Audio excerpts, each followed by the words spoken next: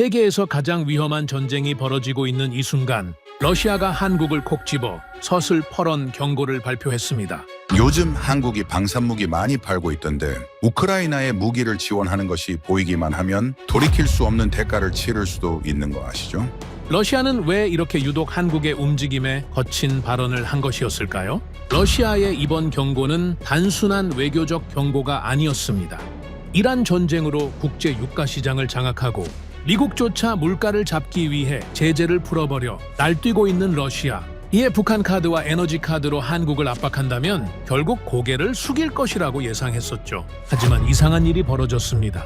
한국을 협박한 바로 다음 날 러시아산 최고급유를 실은 배가 조용히 한국 항구에 들어온 것이었는데요. 도대체 한국이 무슨 답변을 내놓았기에 협박하던 러시아를 완전히 바꿔버린 것이었을까요? 한국이 쥐어잡은 세 가지 충격적인 전략. 지금 바로 낱낱이 공개하겠습니다. 이야기를 시작하기 앞서 사연 속에 제작에 힘이 되는 구독과 좋아요 부탁드립니다.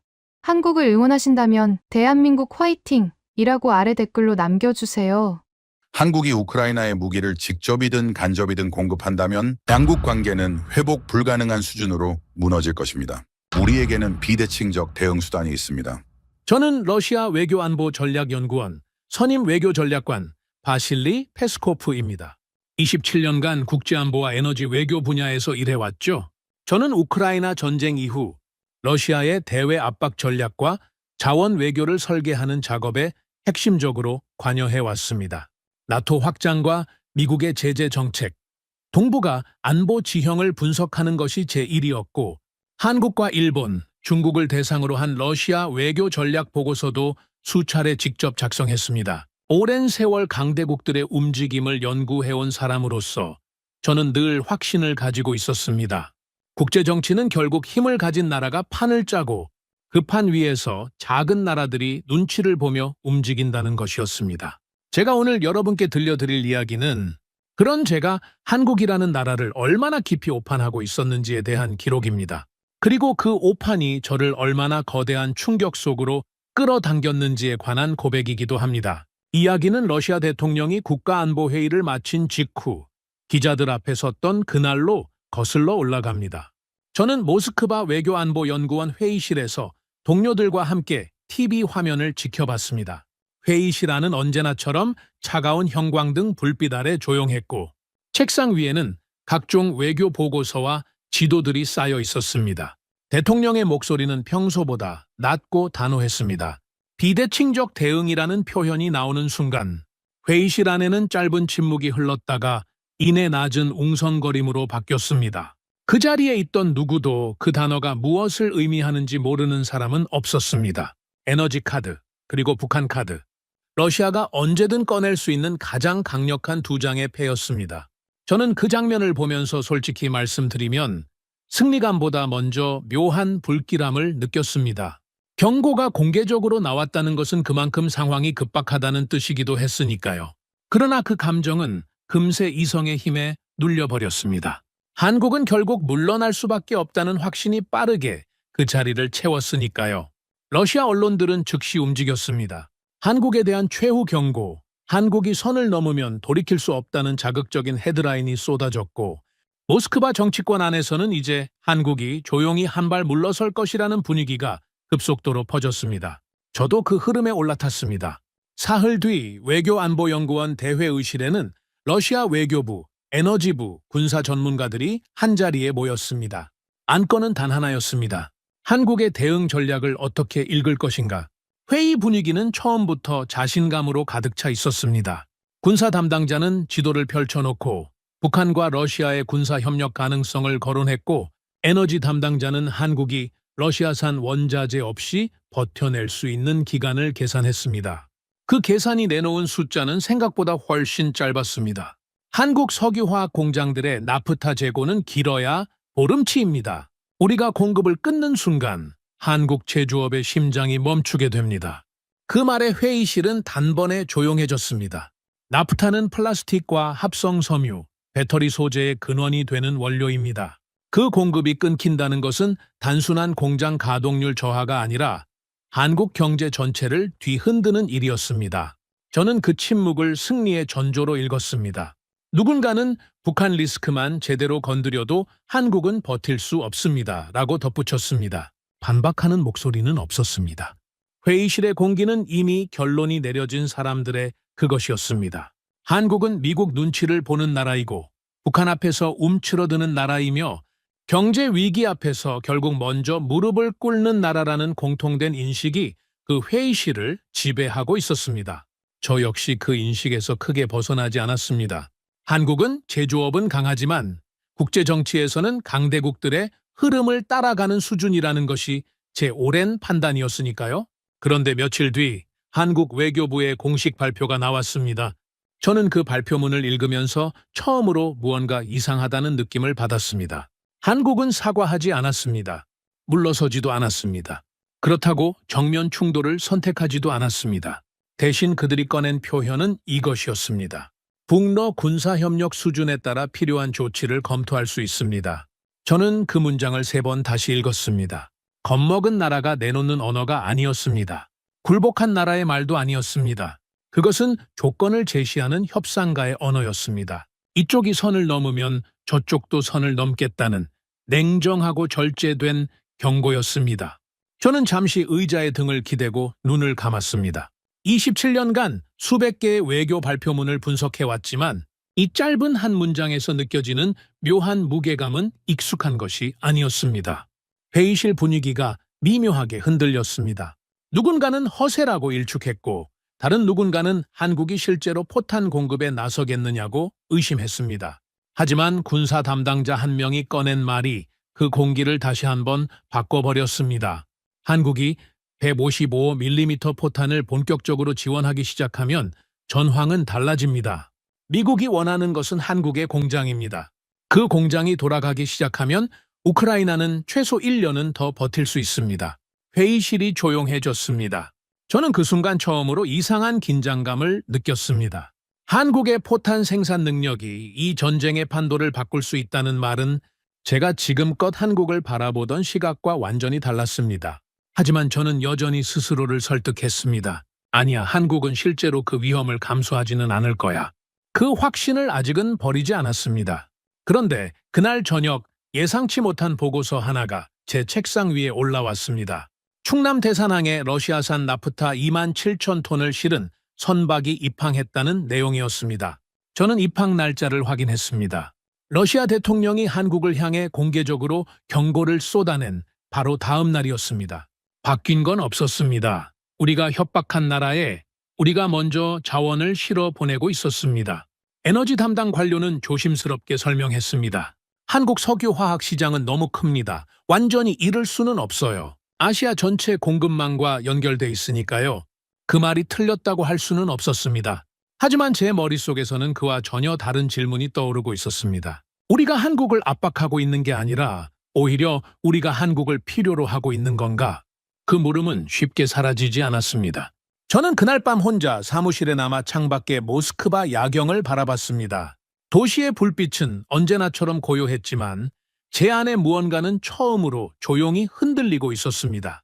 27년 동안 단 한 번도 흔들린 적 없던 확신들이 그날 밤 가볍게 그 자리를 움직이기 시작했습니다. 하지만 그때까지도 저는 그 흔들림을 인정하지 않았습니다. 그 실수가 얼마나 오래 이어질지 그때는 아직 알지 못했습니다. 한국 외교부 발표가 나온 뒤 저는 스스로에게 선언을 하나 내렸습니다. 한국을 처음부터 다시 분석하겠다. 27년 경력의 자존심이 그 선언을 하게 만들었습니다. 내가 틀렸다면 그건 자료가 부족해서이고 자료를 다시 보면 결국 같은 결론이 나올 것이라는 믿음이 있었기 때문이기도 합니다. 저는 러시아 내부 보고서부터 시작해 나토 자료, 미국 주요 싱크탱크의 분석 문서, 유럽 방산 전문가들의 보고서까지 직접 모아 읽기 시작했습니다. 처음에는 반신반의하는 상태였습니다. 설마 한국이 그렇게까지 중요한 나라겠느냐는 회의감이 앞섰습니다. 그런데 자료를 읽어나갈수록 예상하지 못한 숫자들이 쏟아지기 시작했습니다. 한국은 이미 세계 최고 수준의 155mm 포탄 생산 능력을 갖춘 국가였습니다. 전시체제로 전환할 경우 연간 생산 가능한 포탄 수량에 관한 분석 수치는 저를 한동안 멈추게 만들었습니다. 처음 그 숫자를 봤을 때 자료가 잘못된 줄 알았습니다. 유럽 전체가 1년 동안 생산하는 양을 한국은 몇 달 만에 만들어낼 수 있다는 분석이 여러 보고서에 반복적으로 등장했습니다. 저는 출처를 하나하나 확인했습니다. 미국 싱크탱크, 나토 내부 문서, 유럽 방산업계 분석 보고서, 어느 자료를 봐도 결론은 같았습니다. 한국의 포탄 생산 능력은 현재 서방 세계에서 가장 강력한 수준 중 하나였습니다. 저는 손이 느려졌습니다. 그때까지만 해도 저는 한국을 미국의 영향권 아래 놓인 중견국 정도로 분류하고 있었습니다. 제조업은 강하지만 국제정치에서는 강대국의 흐름을 따라가는 나라. 그러나 제 눈앞에 펼쳐진 숫자들은 그 분류가 얼마나 안일한 것이었는지를 서늘하게 드러내고 있었습니다. 155mm 포탄은 현대 지상전에서 가장 핵심적인 소모 무기 중 하나입니다. 전선이 교착 상태에 빠진 전쟁에서 포탄 재고는 곧 전쟁 지속 능력을 결정합니다. 그 포탄을 가장 많이, 가장 빠르게 만들 수 있는 나라가 한국이었습니다. 저는 그 단순한 사실이 얼마나 무거운 의미를 갖는지를 뒤늦게 실감하고 있었습니다. 충격은 거기서 멈추지 않았습니다. 다음으로 확인한 것은 미국의 이른바 백필 전략이었습니다. 미국이 자국에 비축해둔 포탄을 우크라이나에 보내고 그 빈자리를 한국산 포탄으로 채우고 있다는 내용이었습니다. 한국은 겉으로는 우크라이나에 직접 지원하지 않는다고 밝히고 있었지만 실제로는 미국을 통해 전장에 영향을 미치고 있었습니다. 미국 군사 문서 가운데 하나에는 한국의 지원 없이는 우크라이나 탄약 공급을 장기적으로 유지하기 어렵다는 표현까지 등장했습니다. 저는 그 문장에서 한동안 시선을 떼지 못했습니다. 한국은 이미 이 전쟁 안에 들어와 있었습니다. 우리는 이제야 그 사실을 알아챈 것이었습니다. 저는 즉시 내부 회의를 소집했습니다. 회의 분위기는 처음과 달리 무거웠습니다. 군사 전문가는 한국이 생산량을 본격적으로 늘릴 경우 러시아군이 탄약 우위를 잃을 수도 있다고 경고했습니다. 에너지 담당자는 그래도 한국은 러시아산 자원이 필요하니 결국 타협할 것이라고 맞섰습니다. 외교 담당자는 한국이 미국과 나토, 러시아를 동시에 이용하려 한다는 점이 진짜 문제라고 짚었습니다. 논쟁은 점점 격렬해졌습니다. 누군가는 한국이 결국 미국 편이라고 단정했고 다른 누군가는 한국은 오직 자기 이익만 본다고 반박했습니다. 회의실에 앉은 수십 명의 전문가들이 모두 다른 결론을 향해 달려가고 있었습니다. 저는 두 주장을 모두 들으며 침묵을 유지했습니다. 우리는 한국을 미국의 부속품처럼 봤지만 한국은 우리 예상보다 훨씬 독자적으로 움직이고 있다는 생각이 서서히 자리를 잡았습니다. 회의가 끝난 뒤 젊은 분석관 이고르가 조심스럽게 제 곁에 다가왔습니다. 그는 새내기 분석관치고는 눈빛이 유독 맑고 날카로운 청년이었습니다. 선배님, 혹시 우리가 처음부터 잘못 본 건 아닐까요? 저는 짜증 섞인 표정으로 물었습니다. 무슨 뜻이지? 이고르는 한국 방산 수출 자료와 생산 지표를 꺼내 보여줬습니다. 한국은 단순히 포탄을 많이 만드는 나라가 아닙니다. 미국도 필요로 하고 유럽도 필요로 하고 심지어 러시아도 나프타를 팔아야 하는 나라입니다. 지금 강대국 모두가 동시에 필요로 하는 나라가 되고 있습니다. 저는 아무 말도 하지 못했습니다. 이고르가 정리한 자료의 논리는 단순하지만 단단했습니다. 강대국 모두가 한국을 필요로 한다면 한국은 더 이상 누군가에게 의존하는 나라가 아니라는 뜻이었습니다. 그 말이 맞는다면 우리가 한국을 협박하는 이유도 처음부터 다시 생각해봐야 했습니다. 혹시 러시아가 한국에 경고를 날린 이유가 한국이 약해서가 아니라 너무 강해졌기 때문은 아닐까? 그 생각이 처음으로 제 머릿속을 스쳐 지나갔습니다. 저는 이고르가 자리를 뜬 뒤에도 한동안 그 자료들을 내려다봤습니다. 수치와 그래프들이 제가 27년 동안 쌓아온 판단의 틀을 조용히 흔들고 있었습니다. 그날 밤 저는 혼자 사무실에 남았습니다. 책상 위에는 한국 포탄 공장의 사진과 생산량 그래프가 펼쳐져 있었습니다. 공장 사진 속에는 거대한 생산 라인과 정밀하게 쌓인 포탄 더미들이 담겨 있었습니다. 저는 그것들을 바라보면서 미국과 유럽이 왜 그토록 한국에 매달리는지 비로소 이해하기 시작했습니다. 저 공장들이 본격적으로 가동되기 시작하면 전쟁은 길어집니다. 그리고 전쟁이 길어지면 러시아는 더 많은 돈과 더 많은 병력을 잃게 됩니다. 저는 그 사실을 직면하는 것이 불편했습니다. 그러나 외면할 수도 없었습니다. 한국은 제가 지금껏 생각해온 통제 가능한 중경국이 아니었습니다. 전쟁의 균형을 실제로 바꿀 수 있는 전략 국가였습니다. 그리고 그 밤, 제 마음속 깊은 곳에서 가장 불편한 질문 하나가 떠올랐습니다. 어쩌면 한국은 러시아보다 훨씬 유리한 위치에 서 있는 건 아닐까? 저는 그 생각을 애써 밀어냈습니다. 하지만 한번 자리를 잡은 의문은 다음날 아침이 돼도 사라지지 않았습니다. 그리고 그것은 제가 이후 마주하게 될 훨씬 더 깊은 충격들의 시작에 불과했습니다. 새벽 5시였습니다. 창밖은 아직 어두웠고 모스크바의 겨울 공기는 유리창 너머로도 차갑게 느껴졌습니다. 저는 책상 위에 올라온 에너지부 긴급 보고서를 펼쳤습니다. 제목은 단순했습니다. 충남 대산항 러시아산 나프타 27,000톤 입항 완료. 처음에는 단순한 수출 계약 이행 보고서라고 생각했습니다. 러시아가 아시아 여러 국가에 원자재를 수출하는 건 일상적인 일이었으니까요. 그러나 세부 자료를 읽어 내려가던 손이 멈췄습니다. 입항 날짜를 다시 확인했습니다. 러시아 대통령이 한국을 향해 공식적으로 경고를 쏟아낸 바로 다음 날이었습니다. 저는 잠시 보고서를 내려놓고 천장을 바라봤습니다. 우리는 저 나라를 압박하고 있습니다. 그런데 동시에 저 나라의 공장을 살려주고 있습니다. 이 두 가지가 어떻게 같은 시간 안에 공존할 수 있는지 저는 즉시 이해할 수가 없었습니다. 저는 그날 오전 에너지 담당 차관 세르게이를 찾아갔습니다. 세르게이는 러시아 에너지 외교의 핵심 인물로 오랫동안 저와 함께 아시아 시장 전략을 논의해온 사람이었습니다. 그는 제가 들어서는 것을 보고 이미 무슨 말을 하러 왔는지 아는 표정이었습니다. 저는 단도직입적으로 물었습니다. 한국을 압박하려면 자원부터 끊어야 하는 것 아닙니까? 경고를 날리고 나서 다음 날 나프타를 보내는 건 앞뒤가 맞지 않아요. 세르게이는 담배를 천천히 끄며 냉소적으로 웃었습니다. 바실리, 당신은 아직도 한국을 너무 얕보고 있어. 그는 자리에서 일어나 창가로 걸어가며 말을 이었습니다. 한국은 단순히 기름을 사는 나라가 아니야. 한국 석유화학 산업이 멈추면 아시아 전체 공급망이 흔들린다고. 플라스틱, 합성수지, 배터리 소재, 반도체 케미컬까지. 한국 공장 하나가 멈추면 그 여파가 어디까지 가는지 알아? 저는 잠자코 들었습니다. 우리가 한국을 완전히 밀어내면 한국은 미국과 중동, 심지어 인도와 손잡고 우리 없이도 공급망을 새로 짜버려. 그렇게 되면 우리는 아시아에서 발을 뺀 게 아니라 쫓겨난 게 되는 거야. 세르게이는 창밖을 바라보며 낮게 덧붙였습니다. 우리는 한국을 두려워해서 협박하는 거다, 바실리. 진짜 약한 나라였다면 애초에 신경도 쓰지 않았겠지. 그 한 문장이 회의실 공기를 바꿔놓았습니다. 저는 그 말을 반박하지 못했습니다. 두려워서 협박한다. 27년 동안 한 번도 그런 식으로 생각해 본 적이 없었습니다. 협박은 강한 쪽이 약한 쪽에게 가하는 것이라고 배워왔으니까요. 그런데 세르게이의 말은 그 공식이 이번엔 뒤집혀 있을 수 있다는 뜻이었습니다.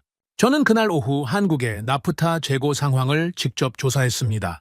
호르무즈 해협이 불안정해진 이후 한국의 중동산 원유 수입이 급격히 줄어들었고 나프타 재고는 11일에서 15일치 수준까지 떨어져 있었습니다. 전국 석유화학 공장들이 감산에 들어가기 시작했고 비닐과 플라스틱, 배터리 소재 공장까지 줄줄이 영향을 받고 있었습니다. 심지어 일부 지역에서는 종량제 봉투 사재기까지 벌어지고 있다는 현지 보고도 올라와 있었습니다. 저는 그 수치를 보며 순간적으로 안도했습니다. 결국 한국도 버티지 못하겠군. 나프타 재고가 바닥을 드러내기 시작하면 한국 정부는 국내 여론의 압박을 버텨낼 수 없을 터였습니다.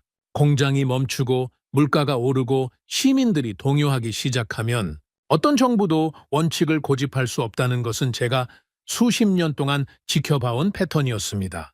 그런데 후속 보고서가 올라오는 순간 그 안도감은 산산조각이 났습니다. 한국 정부가 미국 재무부와 직접 접촉해 루블화 또는 제3국 통화를 이용한 결제 방식이 미국 제재망에 저촉되는지를 확인했다는 내용이었습니다.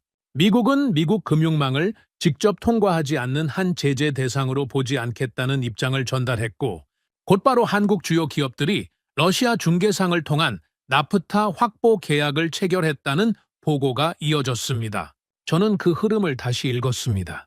한국은 미국과 싸우지 않았습니다. 미국의 규칙을 어기지도 않았습니다.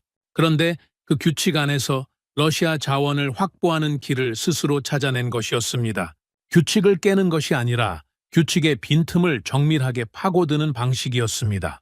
저는 그 방식이 단순한 위기 대응이 아니라는 것을 느꼈습니다. 미리 준비된 전략처럼 보였습니다. 그 무렵 러시아 내부에서는 의견이 날카롭게 갈리기 시작했습니다. 강경파는 지금 당장 나프타 공급을 끊어야 한다고 주장했습니다. 그러나 실리를 중시하는 쪽에서는 즉각 반박했습니다. 한국을 자극하면 오히려 미국과 나토 품으로 완전히 밀어넣게 됩니다. 한국이 공급망을 자체적으로 재편하기 시작하면 러시아는 아시아 최대 석유화학 수요처 하나를 영구적으로 잃는 겁니다. 군사 담당자는 또 다른 각도에서 경고를 던졌습니다. 한국이 우크라이나에 포탄을 본격 공급하기 시작하면 전쟁 기간이 완전히 달라집니다. 지금 압박을 더 강하게 가하다가 한국을 완전히 적으로 돌리는 것은 우리에게도 감당하기 어려운 결과를 낳을 수 있습니다. 회의는 점점 격렬해졌습니다. 한쪽에서는 한국이 아직 약하다고 외쳤고 다른 쪽에서는 한국이 스스로 선택할 수 있는 나라가 됐다는 사실 자체가 가장 위험하다고 반박했습니다. 저는 아무 말도 하지 못했습니다. 두 의견 사이에서 어느 쪽 손도 들어줄 수가 없었습니다. 왜냐하면 둘 다 맞는 말이었기 때문입니다. 그날 밤 저는 홀로 한국 관련 보고서를 다시 펼쳤습니다. 페이지를 넘기던 손이 한 문장에서 멈췄습니다. 한국은 미국 제재를 어기지 않으면서도 러시아산 자원을 확보할 수 있는 몇 안 되는 국가. 저는 그 문장을 천천히 다시 읽었습니다. 그 순간 그동안 따로따로 보이던 장면들이 하나의 그림으로 연결되는 느낌이 들었습니다. 러시아는 한국을 압박하고 있었습니다. 하지만 동시에 한국과의 거래를 포기할 수도 없었습니다. 한국은 미국과 러시아 사이에서 어느 쪽도 완전히 잃지 않으면서 두 방향 모두에서 자기 이익을 챙기고 있었습니다. 우리는 한국을 궁지로 몰았다고 생각했습니다. 그런데 궁지에 몰린 건 한국이 아니라 어쩌면 러시아였던 건 아닐까요? 그 생각이 처음으로 선명하게 머릿속을 채웠습니다. 저는 보고서를 덮고 창밖을 바라봤습니다. 모스크바의 밤은 깊었지만 제 안에서는 무언가가 빠르게 무너지고 있었습니다. 그리고 그 무너짐이 다음 사건 앞에서 훨씬 더 깊어지리라는 것을 저는 아직 알지 못했습니다. 호르무즈 해협이 막혔다는 소식이 전해진 날, 러시아 정부 건물 안의 공기는 며칠 만에 완전히 달라졌습니다. 미국과 이스라엘이 이란을 공습했고 이란은 즉각 호르무즈 해협 봉쇄로 맞섰습니다. 세계 원유 공급량의 상당 부분이 통과하는 그 좁은 해협이 막히자 국제 유가는 수일 만에 폭등하기 시작했습니다.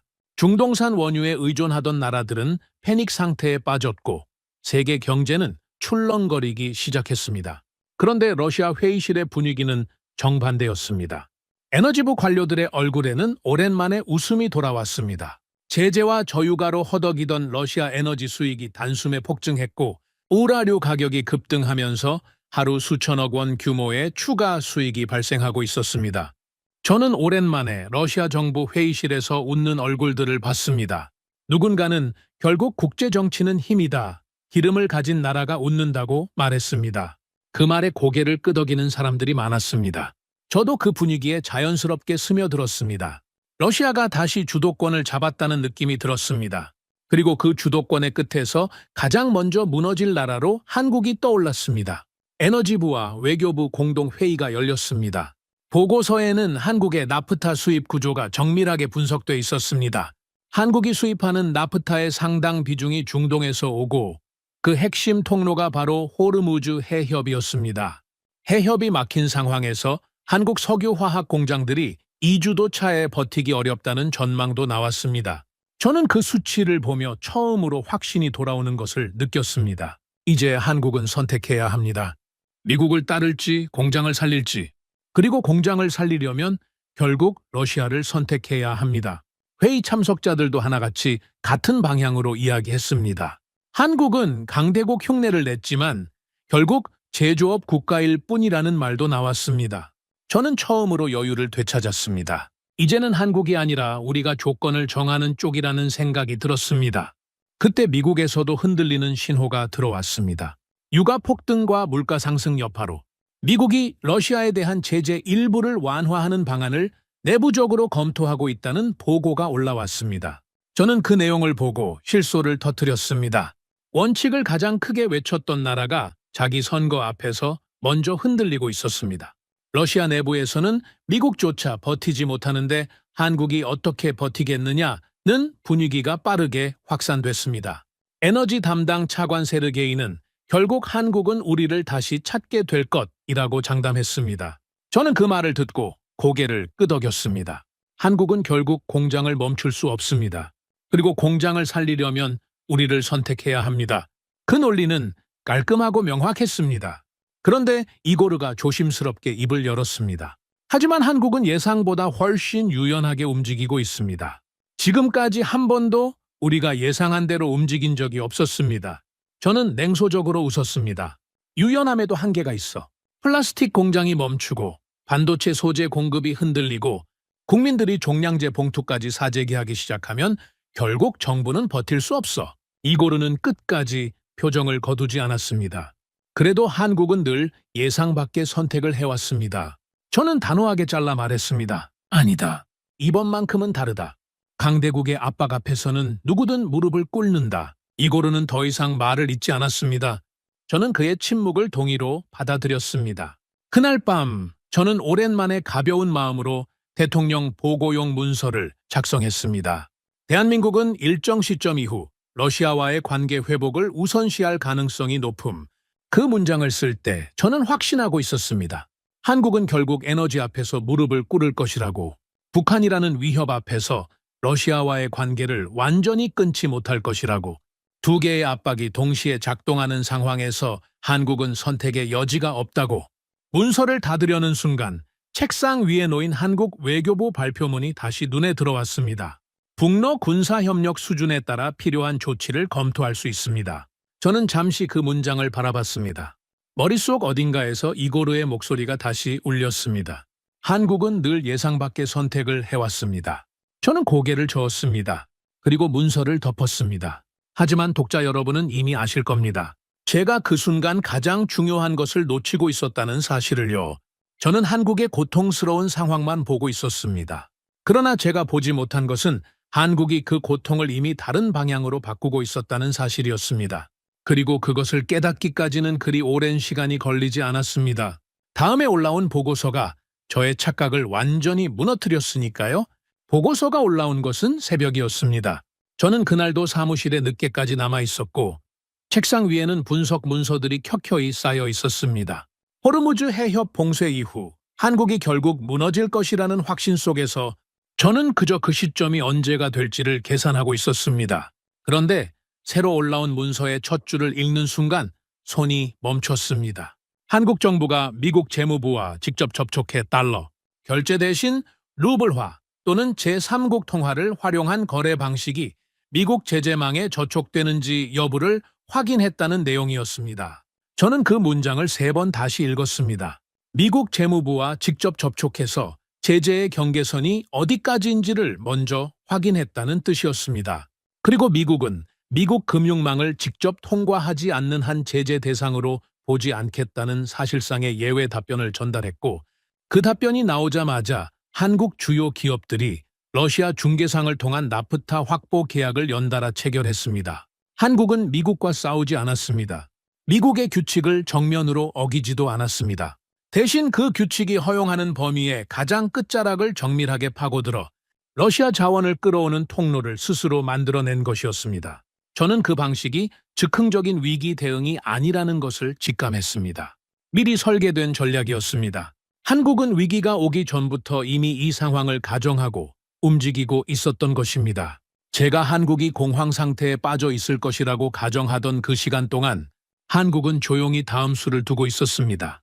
저는 즉시 긴급 회의를 소집했습니다. 회의실 분위기는 한마디로 말하면 혼란이었습니다. 에너지 담당 차관 세르게이는 처음으로 공식적인 자리에서 입을 열었습니다. 한국은 러시아를 필요로 합니다. 하지만 우리도 한국을 필요로 합니다. 이 관계는 어느 한쪽이 일방적으로 끊을 수 있는 구조가 아닙니다. 강경파는 즉각 반발했습니다. 그렇다면 나프타를 지금 당장 끊어야 합니다.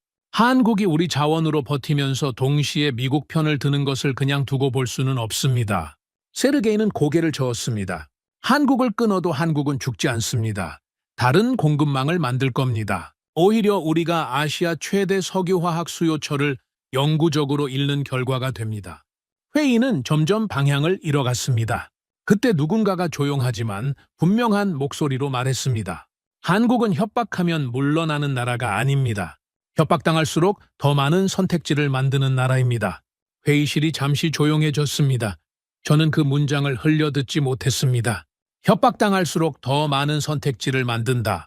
그것은 단순한 버티기가 아니었습니다. 압박을 받을 때마다 새로운 출구를 만들어내는 능력. 그 능력이 지금 한국이 보여주고 있는 것이었습니다. 저는 회의가 끝난 뒤 혼자 남아 한국의 산업 구조를 다시 들여다봤습니다.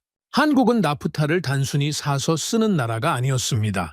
러시아에서 나프타를 사고 그것을 정제하고 가공해 플라스틱과 배터리 소재, 반도체 케미컬로 만들어 세계 시장에 팔고 있었습니다. 즉 러시아가 한국에 파는 것은 단순한 원자재가 아니었습니다. 한국이라는 거대한 제조 시스템을 통과한 뒤 수십 배의 부가가치를 만들어내는 원료였습니다. 한국의 석유화학 수출 규모와 제조업 비중을 담은 수치들을 보는 순간 저는 등줄기가 서늘해지는 느낌을 받았습니다. 러시아는 자원을 팔아 돈을 법니다. 하지만 한국은 그 자원으로 세계 시장을 지배하고 있었습니다. 우리는 원료를 공급하는 쪽이고 한국은 그 원료로 미래를 만드는 쪽이었습니다.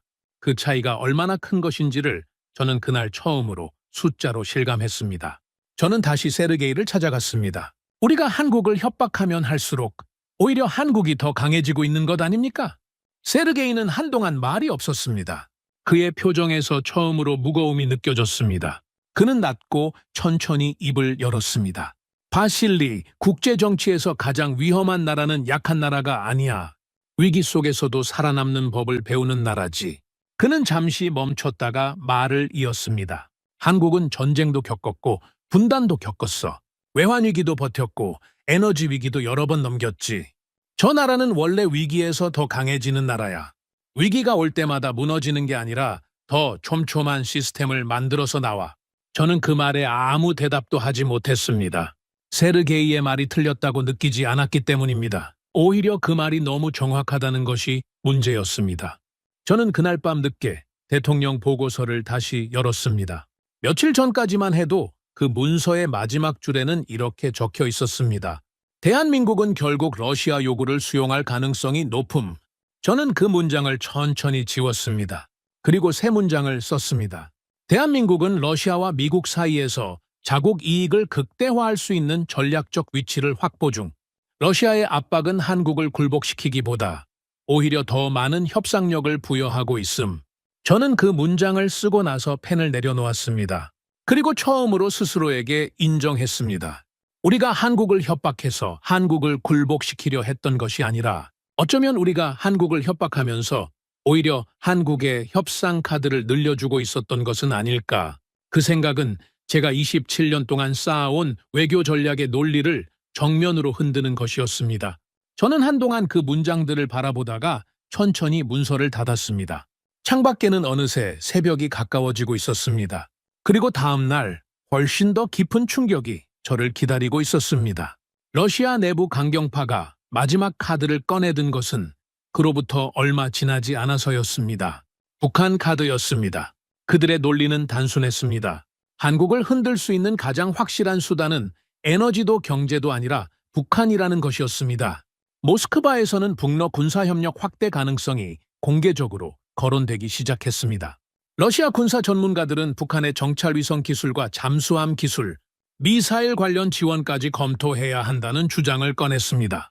러시아 언론은 한국이 우크라이나를 돕는다면 러시아도 북한을 돕겠다는 프레임을 본격적으로 퍼뜨리기 시작했습니다. 저는 그 흐름을 보면서 이번만큼은 한국도 물러날 수밖에 없다고 생각했습니다. 에너지 위기에도 버텼고 경제 압박에도 버텼지만 북한이라는 변수는 달랐습니다. 한국이 가장 두려워하는 것은 러시아의 경제 카드가 아니라 바로 등 뒤에 북한이었으니까요. 국경을 맞댄 채 수십 년을 대치해온 나라, 미사일이 날아드는 것을 반복적으로 경험해온 나라, 그 공포는 어떤 논리로도 덮어낼 수 없는 것이라고 저는 판단했습니다. 그런데 한국의 반응은 또다시 예상과 완전히 달랐습니다. 한국 외교부의 공식 발표가 나왔습니다. 북러 군사협력 수준에 따라 대응 수위를 조정할 수 있습니다. 저는 그 발표문을 읽고 잠시 말을 잃었습니다. 한국이 선택한 표현은 방어가 아니었습니다. 러시아가 북한에 전략무기를 지원하면 한국도 우크라이나에 살상무기를 직접 보낼 수 있다는 경고였습니다. 협박을 받은 나라가 더 큰 협박으로 되돌려주는 방식이었습니다. 저는 그 짧은 문장이 러시아 내부 회의실 공기를 얼어붙게 만드는 것을 직접 목격했습니다. 한국은 공포에 질려 후퇴한 것이 아니었습니다. 오히려 한 걸음 앞으로 나온 것이었습니다. 긴급회의가 소집됐습니다. 군부와 외교부, 에너지부 관계자들이 모두 자리를 채웠습니다. 강경파는 여전히 한국의 발표를 허세로 봤습니다. 한국은 절대로 우크라이나에 직접 무기를 보내지 못합니다.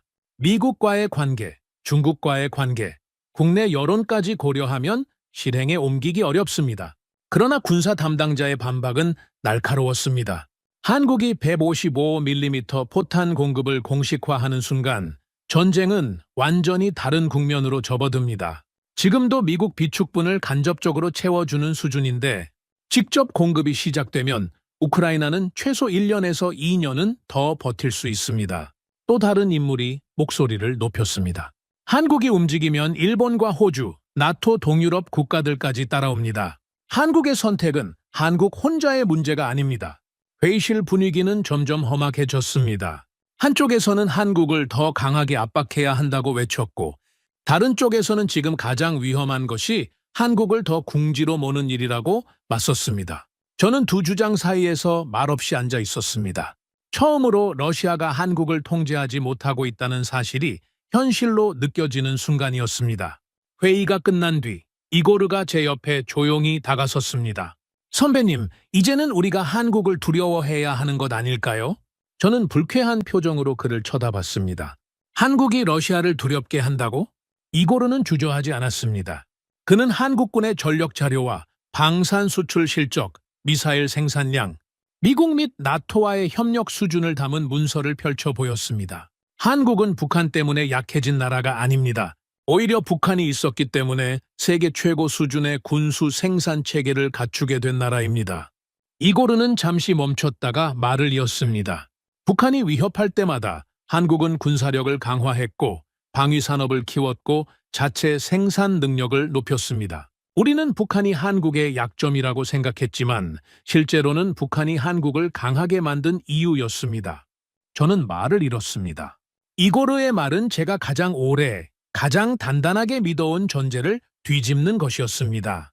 북한은 한국의 약점이다.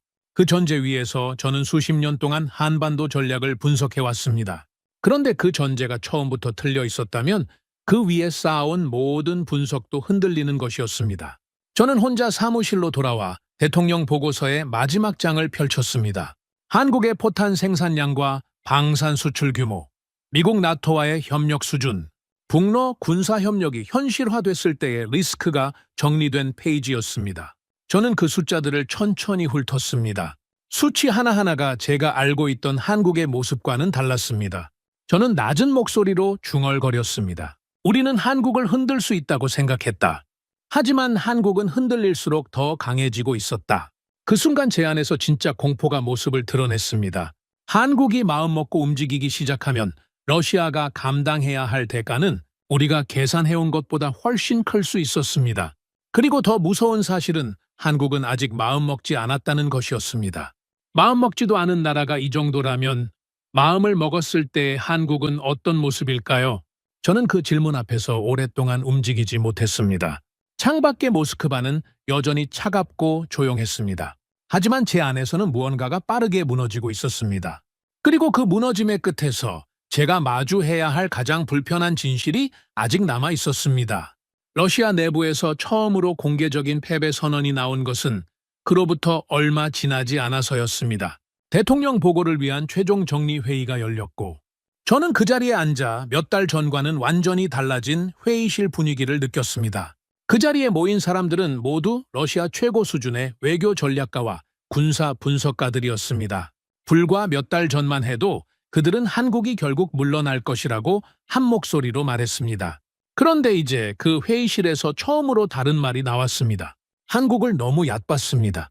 그 말이 누구 입에서 나왔는지는 기억나지 않습니다. 하지만 그 말이 나온 뒤 아무도 반박하지 않았다는 것은 분명히 기억합니다. 저는 침묵했습니다. 이미 마음속으로는 그 사실을 인정하고 있었으니까요. 회의가 진행되면서 한국이 지난 몇 달 동안 어떻게 움직였는지를 정리한 보고가 이어졌습니다. 한국은 우크라이나 지원을 완전히 거부하지도 않았고 러시아의 요구를 그대로 받아들이지도 않았습니다. 미국과는 군사 협력을 유지했고 러시아와는 나프타 거래를 이어갔으며 북한 변수까지 협상 카드로 활용했습니다. 어느 한쪽을 완전히 선택하지 않으면서 동시에 어느 한쪽도 완전히 잃지 않는 방식이었습니다. 그 방식이 얼마나 정교했는지는 그것을 당하는 입장에서 가장 생생하게 느낄 수 있었습니다. 저는 그 보고를 들으며 한국의 전략이 어떤 구조로 작동하고 있었는지를 이제야 온전히 이해하기 시작했습니다. 러시아가 한국을 위협할 때마다 한국은 그 위협을 미국과 나토를 설득하는 명분으로 활용했습니다. 러시아가 북한과의 군사협력을 흘릴 때마다 한국은 우크라이나 지원 가능성을 카드로 꺼냈습니다. 반대로 미국이 한국에 직접 무기 지원을 압박할 때는 러시아와의 관계를 이유로 신중한 입장을 유지했습니다. 양쪽 모두를 자극하지 않으면서 양쪽 모두를 동시에 긴장시키는 위치. 한국은 그 자리를 몇 달 내내 정확하게 지키고 있었습니다. 저는 그 구조를 보면서 충격을 받았습니다. 한국은 협박을 당하고 있는 것이 아니었습니다. 협박을 받고 있다는 사실 자체를 협상력으로 바꾸고 있었습니다. 러시아의 경고가 셀수록 한국은 미국 앞에서 더 많은 것을 요구할 수 있었습니다. 미국의 압박이 강해질수록 한국은 러시아 앞에서 더 조심스럽게 움직이는 모습을 보여주며 숨을 고를 수 있었습니다. 어느 쪽도 한국을 완전히 밀어붙이지 못하는 이유가 거기 있었습니다. 그날 밤 저는 세르게이와 마주 앉았습니다. 회의가 끝난 뒤 그가 먼저 저를 찾아왔습니다. 우리는 말없이 술잔을 채웠고 한동안 아무 말도 하지 않았습니다. 제가 먼저 입을 열었습니다. 우리가 정말 한국을 압박하고 있는 겁니까? 세르게이는 잠시 잔을 내려다봤습니다. 그리고 씁쓸하게 웃었습니다. 바실리, 우리는 한국을 압박하고 있는 척했을 뿐이야. 저는 그 말을 받아들이기까지 잠시 시간이 필요했습니다. 세르게이는 천천히 말을 이었습니다. 진짜로 절박했던 건 우리였어. 한국은 미국을 완전히 잃을 수도 없고 러시아도 완전히 적으로 돌릴 수 없다. 그건 우리도 마찬가지야. 한국을 잃으면 우리는 아시아 최대 시장을 잃고 에너지 수출 통로를 잃고 협상의 완충지대까지 잃는 거야. 저는 술잔을 내려놓았습니다. 그럼 우리는 처음부터 한국을 굴복시킬 수 없었던 건가요? 세르게이는 대답 대신 창밖을 바라봤습니다. 그 침묵이 대답이었습니다. 저는 그날 밤 혼자 사무실로 돌아와 국제뉴스 화면들을 바라봤습니다. 화면에는 한국 방산 기업들이 유럽과 중동, 동남아시아 국가들과 대규모 계약을 체결했다는 뉴스가 이어지고 있었습니다. 포탄과 전차, 미사일, 방공 시스템까지 한국은 전쟁이 만들어낸 방산 특수의 한가운데에 서 있었습니다. 동시에 한국 기업들은 러시아산 나프타 외에도 미국과 중동, 동남아시아에서 대체 공급망을 추가로 확보하고 있었습니다. 어느 한쪽에만 의존하지 않는 구조를 스스로 만들어가고 있었습니다. 저는 그 뉴스들을 보면서 완전히 무너지는 것을 느꼈습니다. 한국은 더 이상 누군가에게 기대어 살아남는 나라가 아니었습니다. 모두가 한국을 필요로 하는 나라가 되어 있었습니다. 저는 대통령 보고서의 마지막 줄을 열었습니다. 며칠 전까지 그 자리에는 이렇게 적혀 있었습니다. 한국은 장기적으로 러시아 요구를 수용할 가능성이 높음. 저는 그 문장을 지웠습니다. 그리고 새로 썼습니다. 대한민국은 러시아와 미국, 중동을 모두 활용하며 자국의 전략적 이익을 극대화하고 있음. 러시아의 압박은 한국을 굴복시키지 못했으며 오히려 한국의 협상력을 더욱 강화시키는 결과를 낳음. 저는 펜을 내려놓고 창밖을 바라봤습니다. 그리고 아주 천천히 중얼거렸습니다. 우리는 한국이 강대국 틈바구니에 끼어 있다고 생각했다. 하지만 진짜는 달랐다. 이제는 강대국들이 한국 사이에 끼어 있는 시대가 오고 있었다. 저는 그 이후로도 한동안 한국을 놓지 못했습니다. 보고서를 제출하고 나서도, 회의가 끝나고 나서도 습관처럼 한국 관련 자료를 들여다보는 날들이 이어졌습니다. 처음에는 그것이 실수를 만회하려는 직업적 본능이라고 생각했습니다. 하지만 어느 순간부터는 그게 아니라는 것을 알았습니다. 저는 한국이라는 나라가 어떻게 이 자리에 서게 됐는지를 진짜로 이해하고 싶었습니다. 수십 년 동안 강대국들에게 둘러싸여 있던 나라가 어떻게 모든 강대국이 동시에 필요로 하는 나라가 됐는지를요. 자료를 들여다볼수록 한 가지 사실이 선명해졌습니다. 한국이 강해진 것은 누군가가 도와줘서가 아니었습니다. 한국은 위기가 올 때마다 그것을 기회로 바꾸는 나라였습니다. 전쟁을 겪은 뒤 조선업을 키웠습니다. 에너지 위기를 겪은 뒤 정유와 석유화학 산업을 세계 수준으로 끌어올렸습니다. 외환 위기를 겪은 뒤 반도체와 전자산업의 기반을 더 단단하게 다졌습니다. 분단이라는 구조 속에서는 세계 최고 수준의 방위산업 생산 체계를 만들어냈습니다. 그 과정이 쌓이고 쌓여서 지금의 한국이 됐습니다. 저는 그 역사를 보면서 처음으로 한국을 향한 진심 어린 경외감을 느꼈습니다. 어떤 나라든 위기를 맞습니다. 하지만 그 위기를 체질로 바꿔내는 나라는 드뭅니다. 한국은 그 드문 나라 중 하나였습니다. 대통령 보좌관이 저를 찾아온 것은 그 무렵이었습니다. 그는 보고서를 읽었다며 자리에 앉더니 단도직입적으로 물었습니다. 결국 한국은 어디로 갈 것 같나? 예전 같았다면 저는 망설임 없이 대답했을 것입니다. 결국 미국 편이 될 것이라고. 하지만 이제 그 대답은 제 입에서 나오지 않았습니다. 저는 잠시 생각하다가 천천히 말했습니다. 한국은 누구 편도 아닐 겁니다. 보좌관은 표정이 굳었습니다. 그럼 통제할 방법도 없다는 건가? 저는 고개를 저었습니다. 통제는 처음부터 불가능했습니다. 우리가 착각하고 있었던 거고요. 보좌관은 말이 없었습니다. 저는 말을 이었습니다. 대신 협상은 해야 합니다. 이제 한국은 협박의 대상이 아니라 반드시 설득해야 하는 나라가 됐습니다. 그 차이를 먼저 인정하는 쪽이 더 유리한 위치에 서게 됩니다. 보좌관은 오랫동안 침묵했습니다. 그리고 자리에서 일어나며 낮게 말했습니다. 자네 보고서가 대통령 책상에 올라갔어. 읽으셨다고 하더군. 그것으로 대화는 끝이었습니다. 저는 그날 이후로 한국을 바라보는 렌즈를 완전히 바꿨습니다. 다시 들여다본 한국은 제가 알고 있던 것과 다른 나라였습니다. 미국이 한국을 원하는 이유는 포탄과 반도체 때문만이 아니었습니다. 한국은 미국이 감당하기 어려운 방식으로 미국이 원하는 결과를 만들어내는 나라였습니다. 러시아가 한국을 포기하지 못하는 이유도 단순한 석유화학 시장 때문이 아니었습니다. 한국을 잃는 순간 러시아는 아시아에서 발판 하나를 영구적으로 잃게 되는 구조였습니다. 중동은 한국의 정유 기술과 건설 플랜트 역량이 필요했고 유럽은 한국의 방산이 필요했으며 동남아시아는 한국의 제조업 기반과 투자가 필요했습니다. 강대국 모두가 한국과의 관계를 끊지 못하는 이유가 있었습니다. 그것은 한국이 단순히 어느 한 분야에서 뛰어난 나라이기 때문이 아니었습니다. 한국은 여러 강대국이 동시에 필요로 하는 여러 가지를 동시에 갖춘 나라였습니다. 그런 나라는 역사 속에서도 드뭅니다. 저는 마지막 보고서를 대통령 책상 위에 올려두기 전에 잠시 멈췄습니다. 마지막 줄을 다시 한번 읽었습니다. 대한민국은 더 이상 누군가의 선택을 기다리는 나라가 아닙니다. 이제는 세계가 대한민국의 선택을 기다리고 있습니다. 저는 그 문장을 쓸 때 어떤 과장도 하지 않았습니다. 그것이 제가 수개월간 직접 눈으로 확인한 현실이었으니까요. 보고서를 내려놓고 회의실을 나서던 순간 복도 끝 TV 화면에서 뉴스가 흘러나오고 있었습니다. 한국 방산 수출 계약 소식이었고 다음 화면에는 한국 반도체 기업의 글로벌 생산 확대 뉴스가 이어졌습니다. 그 다음은 한국 기업이 중동에서 수주한 대형 플랜트 계약 소식이었습니다. 저는 그 화면들을 바라보며 발걸음을 멈췄습니다. 그리고 아주 천천히 처음으로 웃었습니다. 비웃음이 아니었습니다. 인정의 웃음이었습니다. 우리는 한국을 너무 늦게 알아봤습니다.